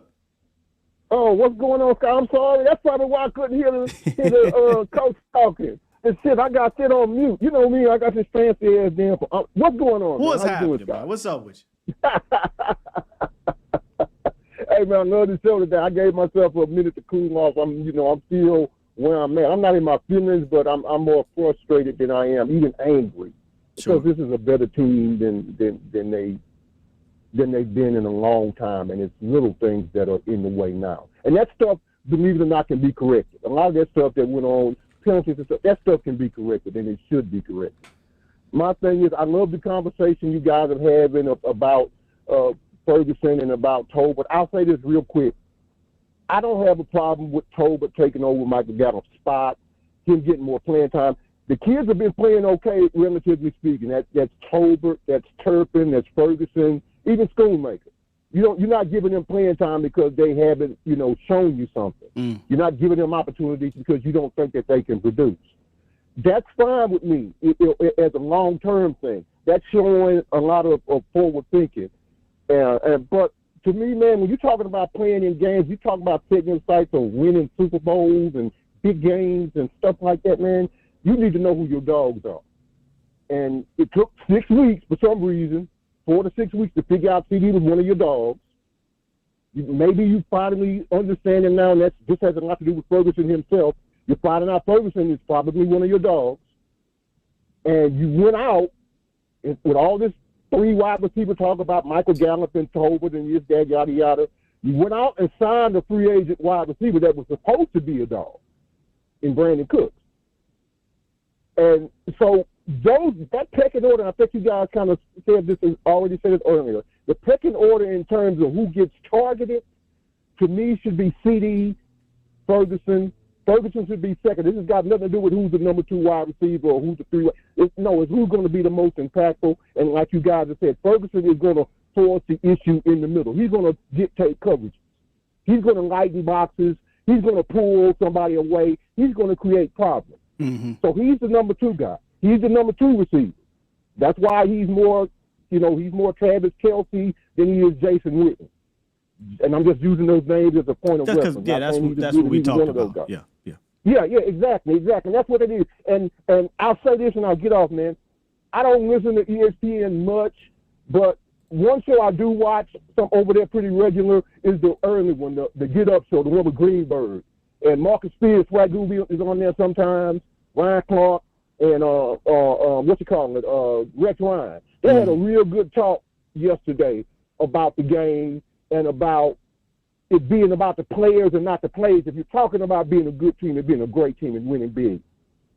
And my thing with Cooks is this, man, there's no reason that, even though we like seeing Tolbert elevate and supplant Michael Gallup, because everybody in their feelings about Michael Gallup because he is what he is or whatever, the problem isn't that you got to figure out who your number 3 receiver is. You got to figure out why a guy at Brandon Cooks' stature in the league, whatever it is, he's been a consistent producer wherever he's went with much less quarterback talent. Why is this guy? Why do Tolbert and Gallup get more targets than Cooks? And then we'll run a play like my dude Law Nation will show. Hey, look, Cooks is wide open on this thing when you went to Schoonmaker. Why don't you go to Cooks? That's got nothing to do with the read per se as it does with the way you got that player lined up at. The one throw that Dak made to Pollard out, not Pollard, what am I saying? To Tolbert out there, where it was kind of high, but it was Tolbert one-on-one. That's a good read, but that should be Cooks there, right? Because he was on the other side, too. On the other side, Ferguson managed to get up the seam. He had got a one-on-one, even though the pre-snap look on this particular play, Dak sees it's 3-on-2. So he said, I'm going where the 1-1-1 is. That's fine. You understand that. Well, but sometimes go ahead. The actual play, he looked towards Lamb first, and he saw that Lamb was double, and I don't know why, but he skipped over, and this is my reasoning why he skipped over Jake, who got wide open.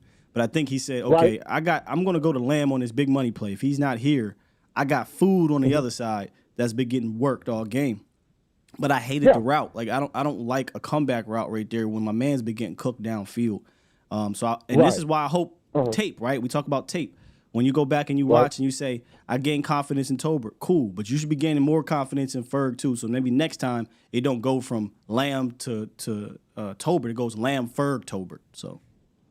Right. But still, it wouldn't make that much of a difference, because if Dak didn't make a bad decision, whatever you want to say about the run, I think it's about the player in that spot. It's about the matchup. If you're working that weak corner because you got one-on-one over there, why not have a guy that can take that guy deep, an experienced guy, a guy that's going to probably run his own route? Maybe run that slug and go. Maybe run that slug and go. Sure. Right? Because didn't Amari do that? Didn't Amari do that when he got here with that? They had to get out of it. Hey, man, stop running this. I'm not running no stop route. I got this guy, Dak. I'm going to set him up. I'm going to get behind him, and you let the football go. Right? Yeah. It's players at that level with that much on the line. It's about the players. If you're going to trust Ferguson to get open and you're going to trust CD, you need to have somebody else in that X spot over there that you trust to make a play for you as a quarterback. If that's where your read is going, that's what I mean. Obviously he trusts Tolbert, Marcus. That's why he went to him on fourth down. You know, clearly. I don't have a problem with him trusting Tolbert. I don't think the problem is trusting Tolbert. I think Tolbert. Well, you just said have a player over there that you trust. But bottom line, what you're trying to say is put Cooks in that situation. Sure, that's fine. But Tolbert was working my guy too. I don't have a problem with him taking the food. I have a problem with him skipping the snack to get there.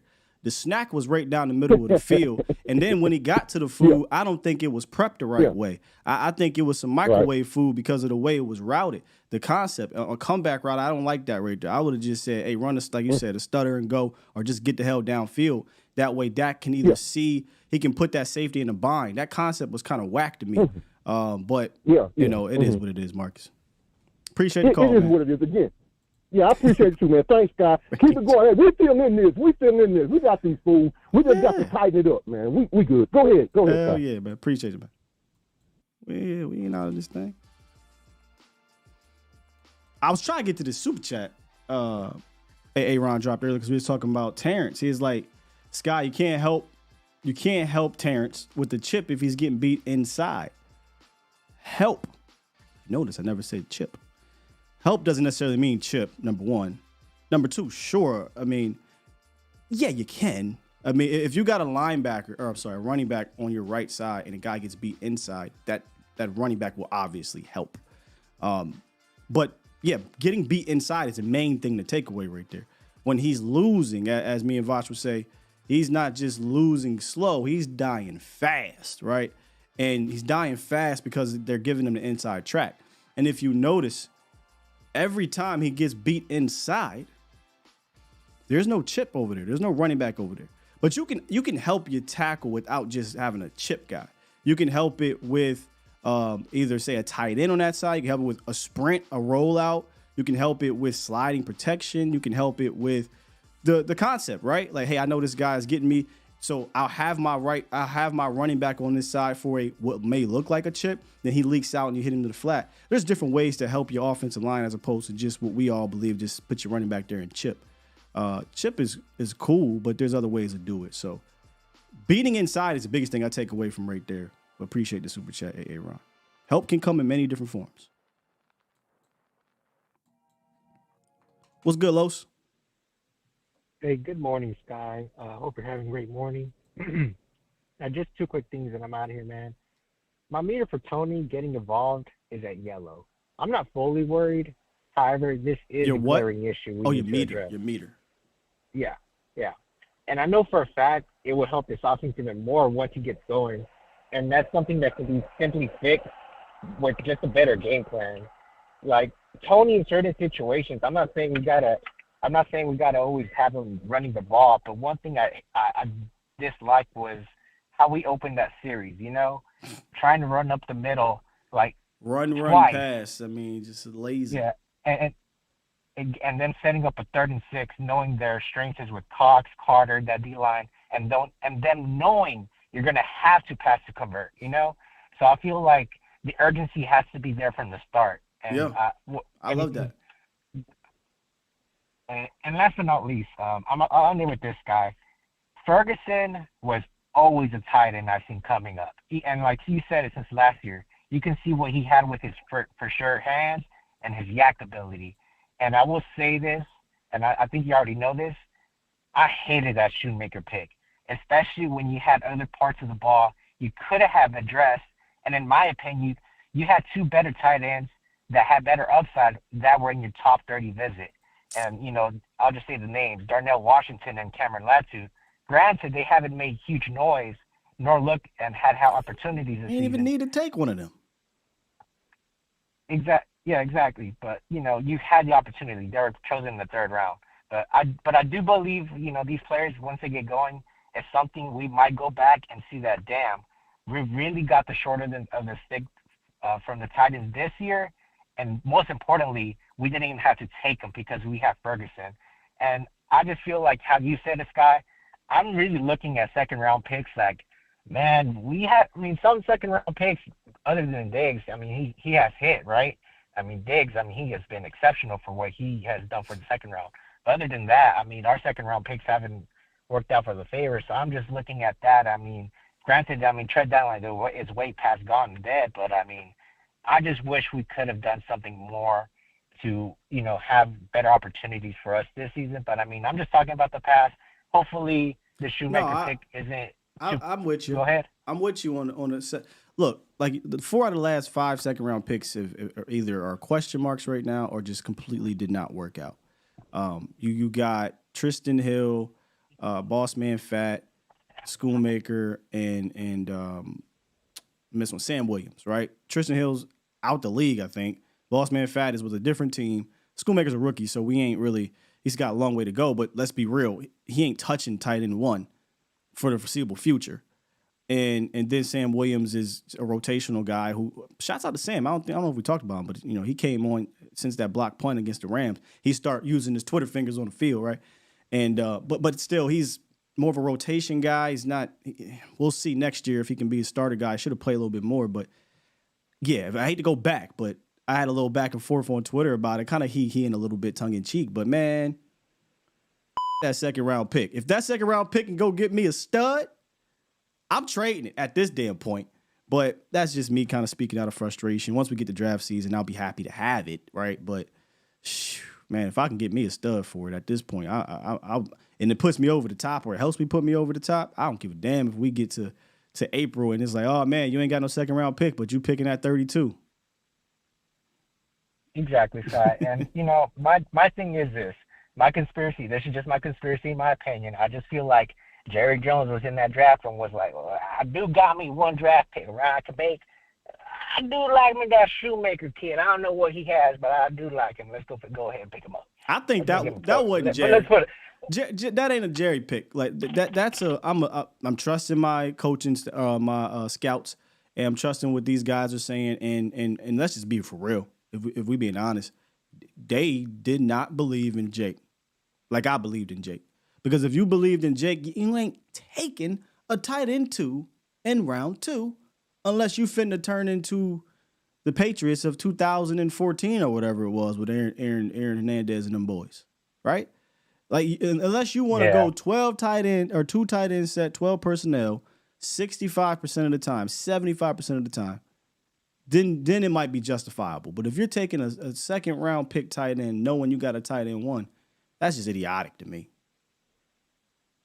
Yeah, but hey, I'll leave it at that, Sky, and we should have kicked that field goal. That's it. Peace out. Bye. Yeah, appreciate you, Los.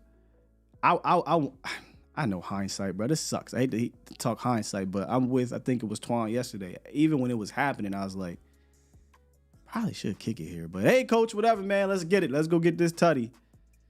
And we didn't get a touchdown.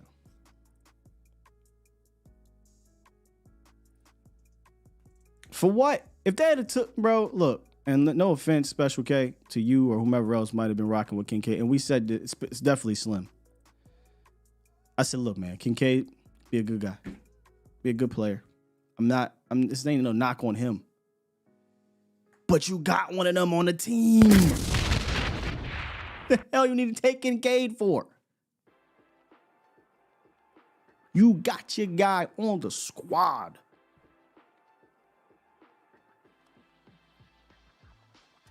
Taking the tight end in the first or second round, it made no sense to me.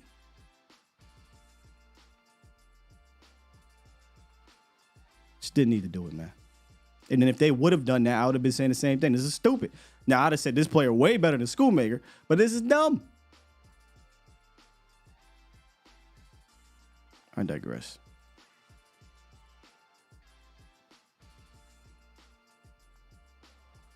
Y'all remember this? This was last summer on Vach's, not last summer, I'm sorry, last November, almost a year ago. Yeah, I know these guys aren't Kittle and Kelsey. Turn the music off.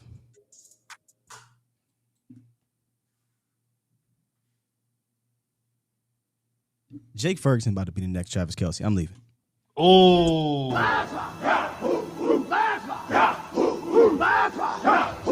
Now we can't move on to the next Super Chat without you. Fox Somebody Live show. We ain't got to play the rest, but and I go on to say in there, you could just see the way he moving.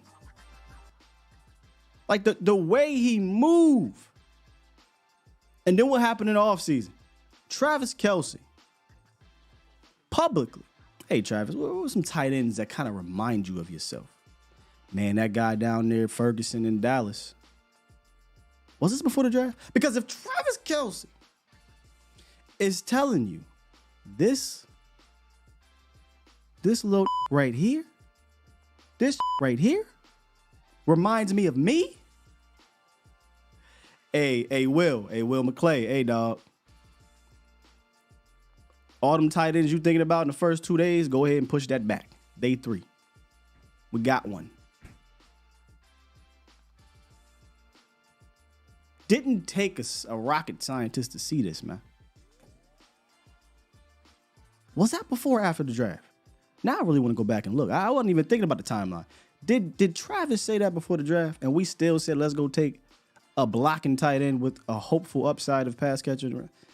I digress. I'm not rooting against him. He here now. Y'all, you brought up tight end and it got me fired up. I need Schoon to go out there and be Martellus Bennett in his prime as a tight end too. But I don't see a world where Schoonmaker is better than Jake Ferguson anytime soon. Maybe not ever. He said it before, and we still went out there and took a damn tight end in the second round. If a Hall of Fame player is telling your ass, I digress. I'm done. Let me read some super chats. How the hell did we get here? I don't know why I'm not getting your. I saw Chris drop one, bro. Oh, here we go. Let me get to a couple I didn't get to. Shout out to Mark Clark. He dropped a 100, a bean earlier. I appreciate you, Mark. He talked about the Tony Pollard situation. Iceberg Q. Super chat. Not Slim. I remember the time I got you and Slim confused. You was like, the 50 Cent meme. What did I do? You ain't do nothing, dog. I just got you and him mixed up. Iceberg Q said, left side, strong side. Now, last year, it was the right. If our O-line plays to their potential. Yeah, it's the left side is the strong side. Last year, before Terrence got hurt, it was the right side, 100%. We don't like them 304s. Super chat. He dropped 2 and said, we need a day 3 center to replace Bigodish.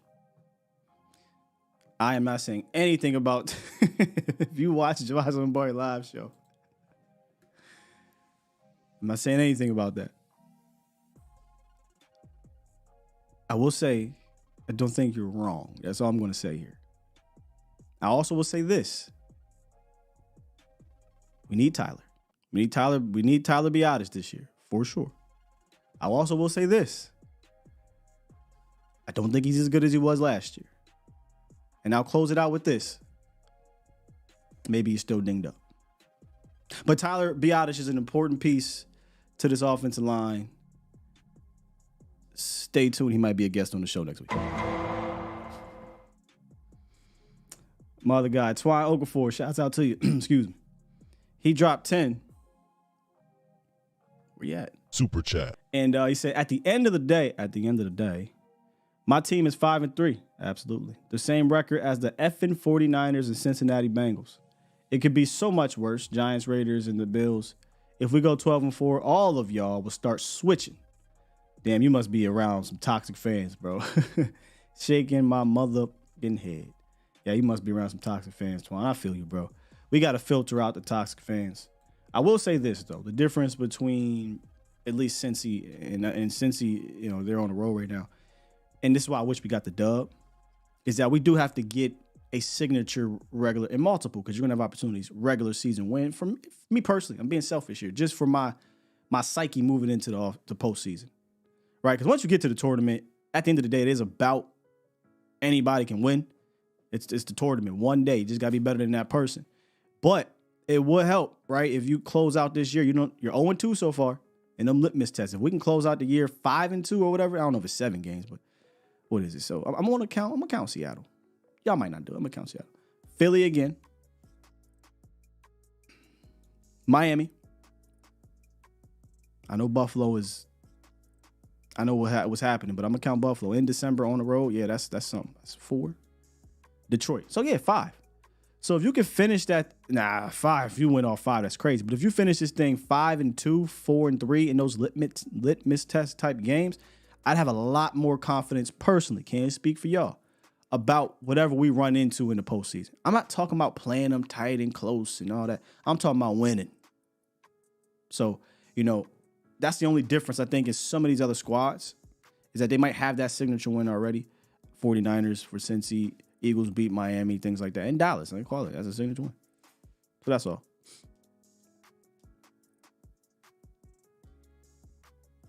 Poochie, shouts out to you. Poochie Nakua. Super chat. He dropped 5, said, crazy part is John Stevens Jr. had more upside than Schoon before the injury. Come on. But let me tell you something, Pooch. Can I call you Pooch? Nah, we gonna call you Poochie. Either way, it just don't sound. Here's the thing about it. It didn't even matter, Poochie. Because the way this organization operates, Schoonmaker would have got the nod.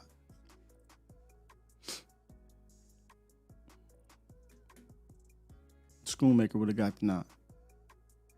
And John Stevens was definitely playing his way onto the team for sure. And then it went from, okay, he making his team to, can he play his way into seeing some snaps? And I thought the trajectory was going there, man. And that dude, same with Schoon, though. These dudes are bigger than you think. Like, TV doesn't do it justice. Ran into John Stevens at the Omni, and I was like, I know that was Scott. You could do that to everybody. I was like, yo, you a twin tower. My goodness. But Schoon big, too. Schoon is 6'6", I think. 6'5", but he seemed like he's 6. John Stevens, I think, is legit 6'7", y'all. 6'6". Former wide receiver, and he's longer, whereas Schoon is he's like country strong, big guy. But John is clearly more athletic, sure-handed, and better athlete, all that stuff.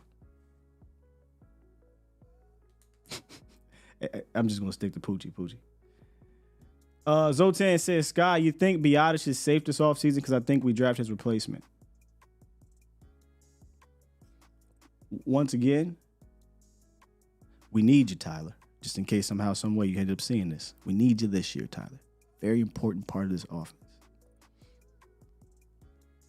You think you have a bright future in this league. But I don't think he's safe in the offseason. And look, I don't know, man. I think it might be the injuries, Zotan. He's just not. Again, we saw some of the film. I don't even know if I showed the one play. Actually, I didn't show that play. That play actually popped up on Watches. But when I was watching the film, I'm like, see that right there? We can't even get to the second level.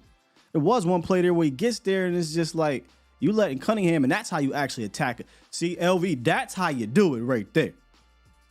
Now, he didn't make the tackle, but he made Tony have to alter his route a little bit, and that gave enough time for my man to make the tackle 15 yards downfield. But what if we turn 52, right? What if Tyler Biadasz turns him or just plants him on his ass? Now TP got daylight to run to. TP has to go inside just a little bit. Gives enough angle for him to get got. There was a play on Tony Pollard, the pitch. Great play by the linebacker, but man, that's why I think Tyler's hurt is because he could not get out there. Like the angle he took wasn't the greatest, but he just couldn't get there. And if he did, boy, we might have saw the run we've been waiting for this year, and that's a Tony Pollard 50-some yard run or whatever. But couldn't get out there. 52 just beats the angle and pushes TP out for like a 6-yard gain. So it could be the injury, because he's not a bad center. Like this ain't saying he liability or any of that. Like, he's an important part. But is he important enough for you to allocate whatever it's going to cost, top 5 center money? When if maybe I could use that for a different position? Off-season conversation. Off-season conversation. Good center, though. I think he is compromised. I will say that. Today's a holiday. What? Is today Veterans Day? Oh, they got me. Today's a holiday? Did I miss something? We in overtime, so we pretty much done, y'all. Appreciate y'all.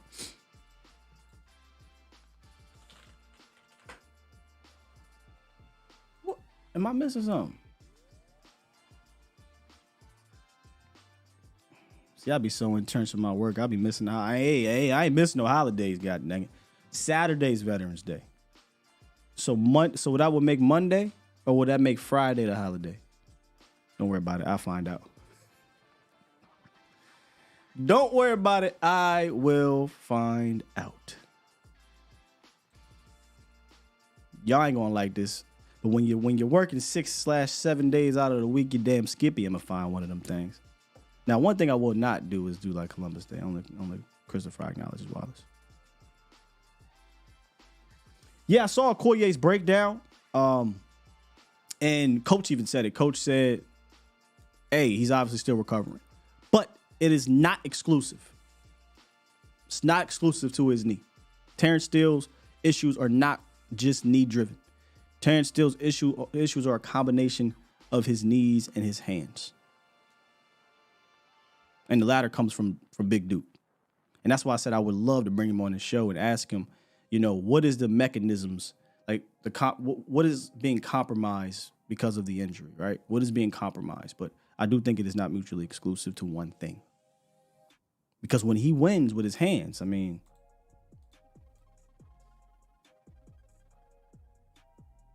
oh, that's a beautiful.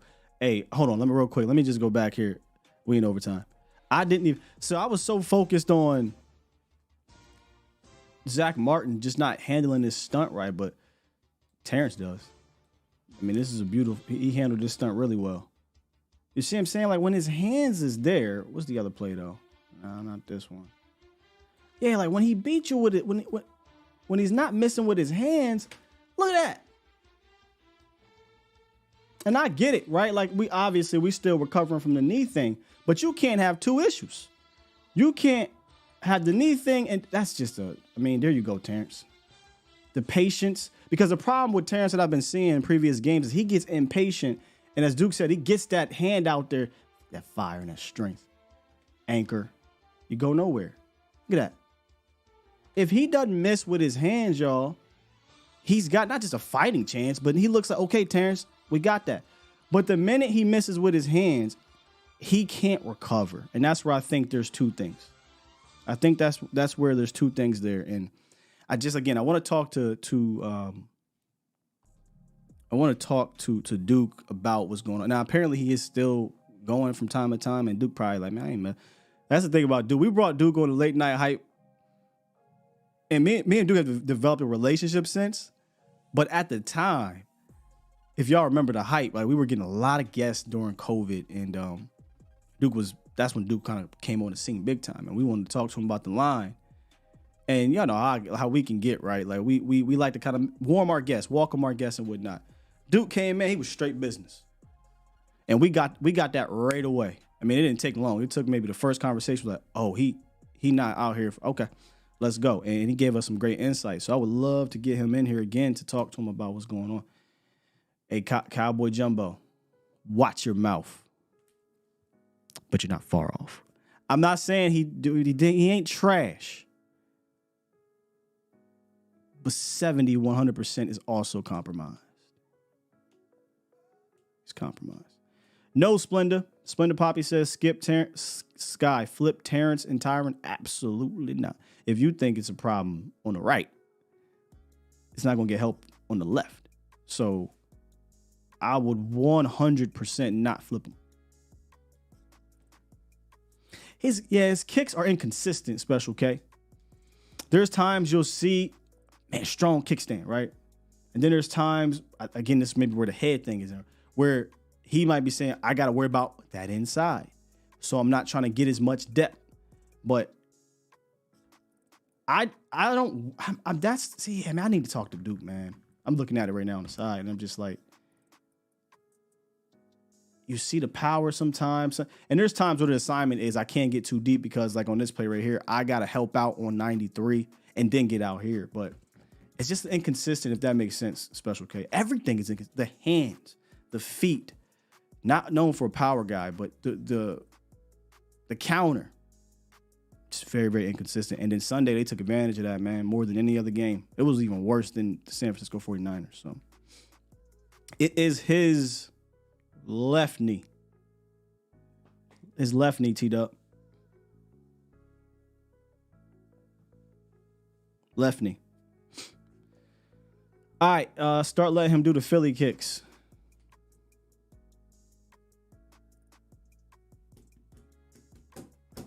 One more refresh.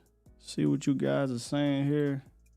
We're going to get up out of here. Before we get up out of here, though, if you enjoyed today's show, please, on the way out, hit the like button. Only if you liked it. I ain't telling you to like it if you don't, right? There's a lot of people here that don't even fool with me like that, but somehow they still here. But if you're here and you enjoy these shows, hit the like, share it to other Cowboy fans, because we are going to dive in depth with Cowboys content more than you'll see from the national media. Respects to some of those guys. Like I think it was, I forget who called in here and talked about Get Up. RC don't play, right? RC's not out there for headlines. Can't really speak for a couple of other dudes, but I know RC don't play. So I respect those types. Vach, from my understanding, Danny, yes, we will be on later. Holiday ain't probably till end of the week, maybe Monday. For him, probably end of the week. For me, maybe Monday. I don't know. I'm going to go check it out, though. I'm going to get mine. You better get yours, because I'm going to get mine. Later on, I'll be on Vosh Lombardi Live, continuing this conversation. And then Mo will be on, who's been, he just continues to get better with his shows. Please show some support to Mo. Look, here's the beauty about what we're trying to put together on this channel, is that it gives you variety. Some people don't fool with me, but they like Mo. Some people don't really get down with how Mo does, but they fool with me. But either way, we're going to give you guys a couple different things to take a look at in regards to Cowboys content. So make sure if you do dig what he does, you hop on around 8 p.m. Central to rap with Mo on A to Z Sports Primetime. With that said, push the goddamn button. Push the goddamn button. I got you.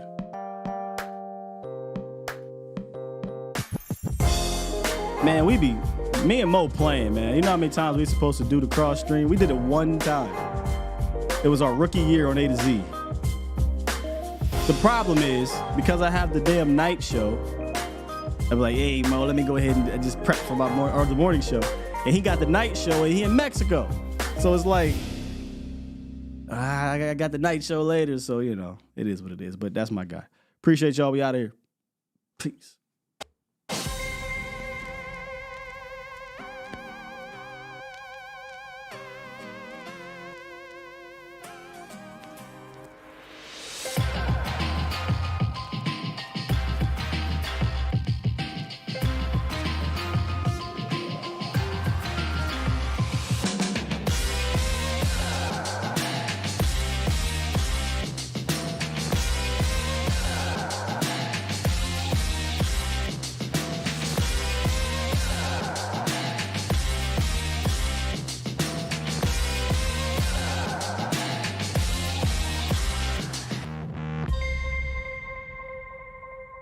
Bomb Squad!